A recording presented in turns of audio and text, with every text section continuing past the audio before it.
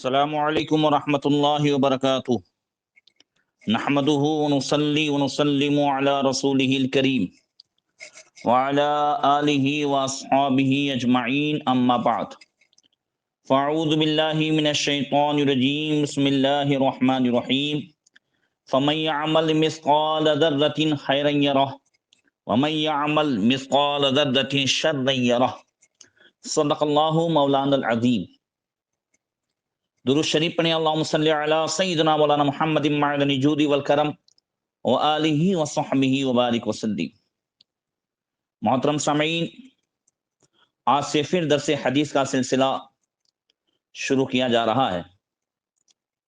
اس سے پہلے ہم نے قیامت کے تعلق سے بہت ساری احادیث سماعت کی اور قیامت میں جو ایک ایک چیز کا حساب ہوگا اس کے تعلق سے بھی کچھ باتیں سماعت کی تھی۔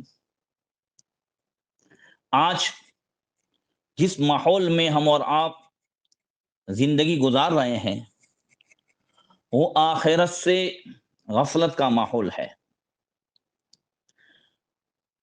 بندہ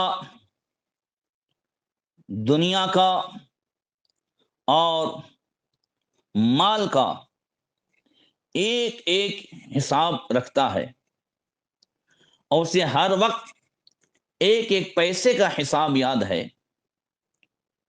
کس نے اس کے ساتھ اچھا سلوک کیا، کس نے اس کے ساتھ برا سلوک کیا، وہ سب یاد ہے، مگر اس نے کس کے ساتھ اچھا یا برا کیا وہ ہم بھول جاتے ہیں۔ اس لیے آج کے ماحول میں آخرت کو یاد رکھنا، آخرت کی یاد، یہ سب سے اہم جو ہے وہ عبادت بھی ہے۔ اور ہم چونکہ جنتی ہے، ہمارا اصلی وطن جنت ہے، تو ہم اپنے اصلی وطن کو نہ بھولیں۔ اس کے لیے ضروری ہے کہ ہم برات اپنے دین، اپنے سامنے آخرت کو، اپنے اصلی وطن کو سامنے رکھیں۔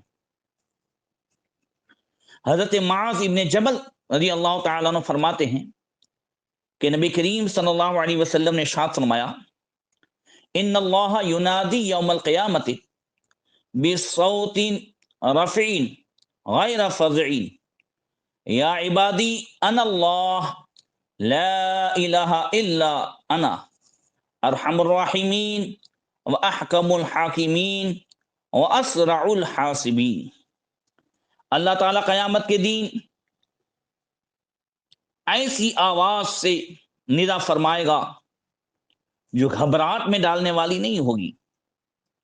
اللہ فرمائے گا، اے میرے بندو، میں اللہ ہوں، میرے سوا کوئی معبود نہیں، تمام مہربانوں سے بڑھ کر مہربان، تمام حاکموں سے بڑھ کر فیصلہ کرنے والا، اور اسرع الحاسبین، اور سب سے زیادہ جو ہے جلدی حساب لینے والا۔ یا عبادی لا خوف علیکم ولا انتم تحزنون احضروا حجتکم ویسروا جوابکم فإنکم مسئولون ومحاسبون۔ اے میرے بندو، تم پر نہ کوئی خوف ہے نہ کوئی غم ہے، اپنے اعمال صالحہ، اپنی حجت، اپنے اعمال کو پیش کرو اور اپنے جواب تیار کر لو، تم سے سوال کیا جائے گا اور حساب لیا جائے گا۔ پھر اللہ تعالیٰ فرشتوں سے فرمائے گا، یا ملائکتی اقیموا عبادی صففا علی اطراف انامل اقدامہم للحساب۔ اے میرے فرشتوں، میرے بندوں کو ان کے قدموں کی انگلیوں کے کناروں پر حساب کے لیے صف میں کھڑا کر دو۔ اس کو اللہ تعالیٰ سورہ کاف میں بھی فرماتا ہے، وَعُرِیدُوا عَلَىٰ رَبِّكَ صَفًّا، اور سامنے آئیں تیرے رب کے حضور سب باندھ کر۔ اللہ اکبر۔ محترم سامعین، حدیث کے الفاظ بتا رہے ہیں کہ یہ تو غالباً ان کے لیے ہے جن سے حساب آسانی طور پر لیا جائے گا، یا امت مصطفیٰ کے لیے کہ اللہ تعالیٰ جن سے جو ہے پردے میں حساب لے گا۔ اللہ تبارک و تعالیٰ ہم سب کے حساب کو آسان فرمائے، یا اپنے حبیب صلی اللہ علیہ وسلم کے صدقے میں بغیر حساب بخشش فرمائے۔ ہر ایک کا حساب ہونا ہے، چرین پرین جانور سب کا حساب ہونا ہے۔ کچھ احادیث یہ بھی سماعت کر لیں، پھر انشاءاللہ آگے اور احادیث بیان کی جائیں گی۔ چنانچہ حضرت عبداللہ ابن عمر رضی اللہ تعالیٰ عنہ سے وہ فرماتے ہیں، اذا کان یوم القیامہ مدت الارض مد العدیم وحشر اللہ الخلائق الانس والجن والدواب والوحوش فاذا کان ذلك اليوم جعل اللہ القصاص بین الدواب۔ فرماتے ہیں نبی کریم صلی اللہ علیہ وسلم نے فرمایا، جب زمین کو چمڑے کی طرح کھینچ کر پھیلا دیا جائے گا اور مخلوقات میں انسان، جنات، چوپائے اور وحشی جانوروں کو میدان حشر میں اٹھایا جائے گا، اس دن اللہ تعالیٰ جانوروں سے قصاص لے گا۔ اللہ اکبر۔ پھر فرمایا، حتی تغضى للشاة الجماع من القرناء بنتحتها فإذا فرغ الله من القصاص بين الدواب قال لها كوني ترابا فيراها الكافر فيقول يا ليتني كنت ترابا۔ تو یہاں تک کہ جب قصاص لیا جائے گا، حتی تقص، جب قصاص لیا جائے گا تو للشاة الجماع یعنی سینگ والی بکری سے بے سینگ بکری کو ٹکر مارنے کا قصاص لیا جائے گا۔ جس کے سر میں سینگ نہیں ہے اور جس بکری کے سر میں سینگ تھے اور اس نے بے سینگ والی کو سینگ مارا ہوگا، اس کا بھی قصاص لیا جائے گا۔ جب اللہ تعالیٰ جانوروں کے درمیان حساب سے فارغ ہوگا تو انہیں حکم دے گا مٹی ہو جاؤ۔ تب کفار کہیں گے سب دیکھ کر کے، یا لیتنی کنت ترابا، اے کاش کسی طرح ہم بھی مٹی ہو جاتی، یہ کاش ہم بھی مٹی ہو جاتے، اے کاش ہم بھی پیدا نہ ہوتے۔ یا لیتنی لم اتخذ فلانا خلیلا، اے کاش میں نے جو ہے فلاں کو دوست نہ بنایا ہوتا۔ یہ کاش کاش جو ہے یہ اس وقت کا کاش کام نہیں آئے گا۔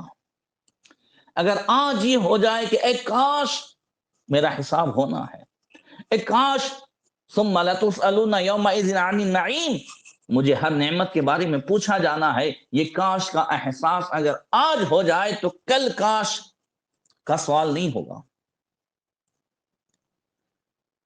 جس دوست کی وجہ سے اگر آدمی جہنم میں لے جائے گا تو اس وقت یہ کہے گا یا لیتنی لم اتخذ فلانا خلیلا، اے کاش میں نے فلاں کو دوست نہ بنایا ہوتا۔ اس کے کہنے پر میں جو ہے یہ حرام کام میں مبتلا ہوا، اس کے کہنے سے میں بی پی فلم دیکھنے لگا، اس کے کہنے سے، اس کے ماحول سے، اے کاش یہ کل والا کاش اگر آج اس کا احساس ہو جائے تو پھر کل کے کاش سے آدمی بچ جائے گا۔ اللہ اکبر۔ اسی طریقے سے حضرت ابو عمران الجونی رضی اللہ تعالیٰ عنہ فرماتے ہیں کہ مجھے یہ حدیث بیان کی گئی کہ ان البہائم اذا رأت بنی آدم قد تصدعوا من بین یدی اللہ صنفین، صنفا الی الجنہ وصنفا الی النار، تنادیہم البہائم یا بنی آدم الحمد للہ الذی لم یجعلنا مثلکم لا جنة نرجو ولا عقابا نخاف۔ وہ فرماتے ہیں مجھے یہ حدیث بیان کی گئی کہ جب جانور یہ دیکھیں گے کہ انسانوں کے دو گروہ بنا دیے گئے، ایک جنت کی طرف اور دوسرا جہنم کی طرف جا رہا ہے، تو جانور انسانوں کو پکاریں گے اور کہیں گے الحمدللہ الذی لم یجعلنا مثلکم، تو سب تعریف ہے اس ذات کے لیے جس نے ہمیں تمہاری طرح نہیں بنایا، نہ ہم جنت میں جانے کی امید رکھتے ہیں اور نہ عذاب سے ڈرتے ہیں۔ اللہ اکبر۔ حضرت ابو ذر غفاری رضی اللہ تعالیٰ عنہ وہ کہتے ہیں کہ رعا رسول اللہ صلی اللہ علیہ وسلم شاتین تنتطحان فقال یا ابا ذر هل تدری فيما تنتطحان قال لا قال ولكن الله يدري وسيقضي بينهما يوم القيامة۔ کہتے ہیں حضرت ابو ذر رضی اللہ تعالیٰ عنہ کہ نبی کریم صلی اللہ علیہ وسلم نے دو بکریوں کو آپس میں لڑتے ہوئے دیکھا تو ارشاد فرمایا ابو ذر جانتے ہو تمہیں پتا ہے یہ کس لیے لڑ رہی ہیں؟ میں نے عرض کی نہیں یا رسول اللہ۔ حضور نے ارشاد فرمایا لیکن اللہ تعالیٰ کو پتا ہے اور ان قریب قیامت کے دن وہ ان دونوں کے درمیان فیصلہ فرمائے گا۔ اللہ اکبر۔ اور حضرت ابو ذر غفاری رضی اللہ تعالیٰ عنہ سے وہ فرماتے ہیں کہ والذی نفس محمد بیدی لتسألن الشاة فیما نطحت صاحبتها ولیسألن الجمات فیما نکب اصبع الرجل۔ اللہ اکبر۔ آقا کریم صلی اللہ علیہ وسلم نے فرمایا اس ذات کی قسم جس کے قبضے قدرت میں محمد صلی اللہ علیہ وسلم کی جان ہے، اس بکری کا بھی حساب ہوگا جس نے کسی بکری کو ٹکر ماری ہوگی، اور پتھر سے بھی حساب ہوگا کہ وہ انسان کی انگلی میں کیوں چبھا تھا۔ اللہ اکبر۔ یہ اندازہ لگائیں، یہ ان سب احادیث سے بھی اگر ہماری آنکھیں نہ کھلیں تو پھر ہماری آنکھیں کب کھلیں گی؟ آج قیامت کے حساب سے ہماری آنکھیں بالکل بند ہو چکی ہے۔ اللہ تبارک و تعالی ہم سب کو بصارت بھی عطا فرمائے اور بصیرت بھی عطا فرمائے۔ اسی طریقے سے ایک دوسری حدیث حضرت عبداللہ ابن عمر رضی اللہ تعالیٰ عنہ سے وہ کہتے ہیں نبی کریم صلی اللہ علیہ وسلم نے ارشاد فرمایا ما من انسان یقتل عصفورا فما فوقها بغیر حقها الا سأل الله عز وجل عنها يوم القيامة قيل يا رسول الله ما حقها قال حقها ان يذبحها فيأكلها ولا يقطع رأسها فيرمي بها۔ حضور نے ارشاد فرمایا جس انسان نے چڑیا کو یا اس سے بڑے جانور کو ناحق ذبح کیا اس سے اللہ تعالیٰ قیامت کے دن سوال فرمائے گا۔ عرض کیا گیا یا رسول اللہ جانور کو ناحق ذبح کیا تو جانور کا حق کیا ہے؟ ارشاد فرمایا اس کا حق یہ ہے کہ اس کو ذبح کرے پھر اس کو کھائے، اس کا سر اس لیے نہ کاٹے کہ اسے پھینک دے۔ کسی نے اگر کھیلنے کے لیے جیسے پرندوں کو آپس میں لڑواتے ہیں یا اسی طریقے سے خالی کھیلنے کے لیے شکار کیا تو کل اس کے تعلق سے بھی پوچھا جائے گا، بلکہ جانور خود جو ہے یہ اللہ تعالیٰ کی بارگاہ میں فریاد کرے گا۔ اللہ اکبر۔ یاد رکھیں یہ سب جو ہے کل قیامت کے دن پوچھا جائے گا۔ حضرت عبداللہ ابن عمر رضی اللہ تعالیٰ عنہ سے روایت ہے، وہ کہتے ہیں اللہ کے رسول صلی اللہ علیہ وسلم نے ارشاد فرمایا کہ دخلت امرات النار فی ہرۃ تربتوها فلم تطعمها ولم تدعوها تاکل من خشاش الارض۔ ایک عورت، حضور نے فرمایا کہ ایک بلی کی وجہ سے جہنم میں داخل ہوئی جسے اس نے باندھ کر رکھا، نہ اسے کھلایا اور نہ ہی چھوڑا کہ وہ زمین کے پرندے کھا لیتی، زمین کے جو ہے کیڑے کھا لیتی۔ اللہ اکبر. اور ابن حبان سے جو روایت ہے اس میں یہ الفاظ بھی ہیں کہ فیہ تنحش قبلها ودبرها فہی اذا اقبلت تنحشتها واذا ادبرت تنحشتها. یہ روایت ہے کہ یہ بلی اس عورت کی اگلی اور پچھلی شرمگاہ نوچ رہی ہوگی کل قیامت کے دن. اور انہی کی دوسری روایت میں یہ بھی ہے کہ جب یہ عورت آگے کو رخ کرے گی تو بھی اسے بلی نوچے گی اور جب پیچھے رخ کرے گی تو بھی اسے نوچے گی. اللہ اکبر. اللہ تبارک و تعالی ہم سب کو قیامت کی تیاری کی توفیق عطا فرمائے اور آپس میں ایک دوسرے کے حقوق کی ادائیگی کی توفیق عطا فرمائے. السلام علیکم ورحمۃ اللہ وبرکاتہ. کل درس تفسیر میں انشاءاللہ تعالی حضرت نوح علیہ السلام کا تذکرہ شروع کیا جائے گا.